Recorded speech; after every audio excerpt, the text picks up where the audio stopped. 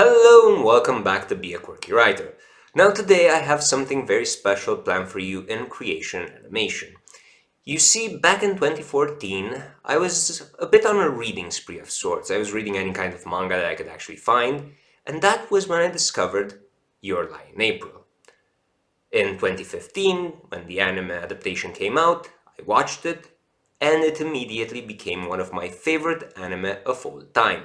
Not only that, but every single year since, in April obviously, I watched the last episode and pretty much cried like a little bitch.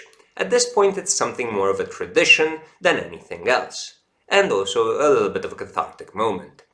So, since it's 2025, and that means that I have been doing this for the past 10 years, to celebrate the 10-year anniversary, I decided to talk about this anime. And usually it's just me rambling on and putting on some images, but this time I want to do something a little bit different and pay a little bit of an homage to the series. So I edited part of the video, that way I can convey what I think and feel a little bit better. Enjoy. Your Lie in April is a slice of life anime, and as such, it gently opens a window on the life of the protagonists and fragments of their, well, life. I would describe Your Lie in April as the story of how simple misunderstandings and innocent white lies can change the course of the events and the relationships between people. Center stage is taken by Kosei, the main protagonist. He is a musician, a pianist in fact, and a child prodigy at that. We discover, however, that he is no longer able to play.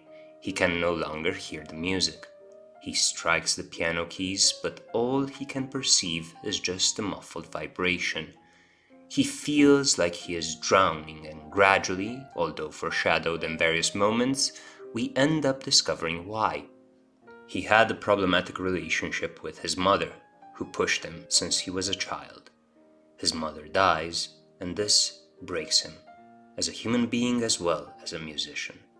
The few times he approaches a piano and music, his world turns grey. The deafness of music combined with the monochromatic world he perceives, as well as the crushing pressure that he feels, as if he were asphyxiating in his drowning world, create a stunning contrast within the anime. And in comes Kaoru, one of the most likable and energetic characters that ever was. She is a hot-headed, strong-willed violinist who has a love for sweets and for life.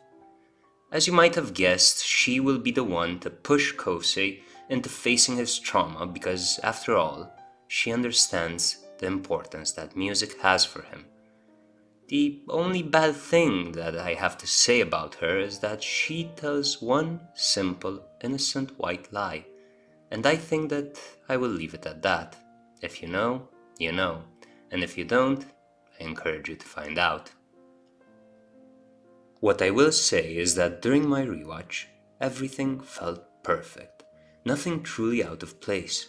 Every secondary plot, the characters and their stories and interactions, down to the most minute detail. It shows the attention and passion that was put into making this anime. From story to image, from image to color, from color to music, and then from music back to image once again. Words have their importance, for they make up the images that create endless worlds.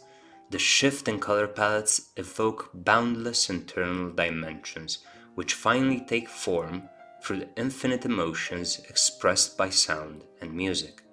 I would dare say that this cycle of associations, this synesthesia, so to speak, is simply put, poetry in motion. And yet it is much more than that, isn't it? Much more than all that I have just described.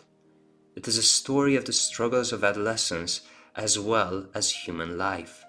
People feeling inadequate or having dreams, wanting something more or simply hoping, pondering in order to stall or going at it full throttle because it's the only way to move forward.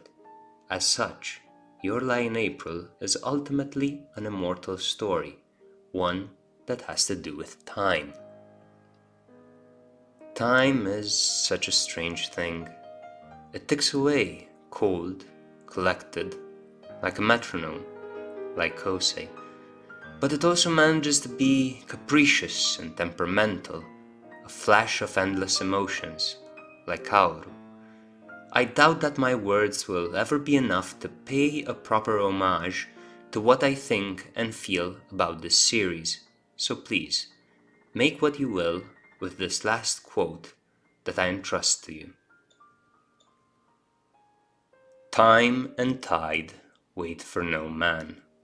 A year passed like a snowflake that falls into the river, a moment white, and then gone forever.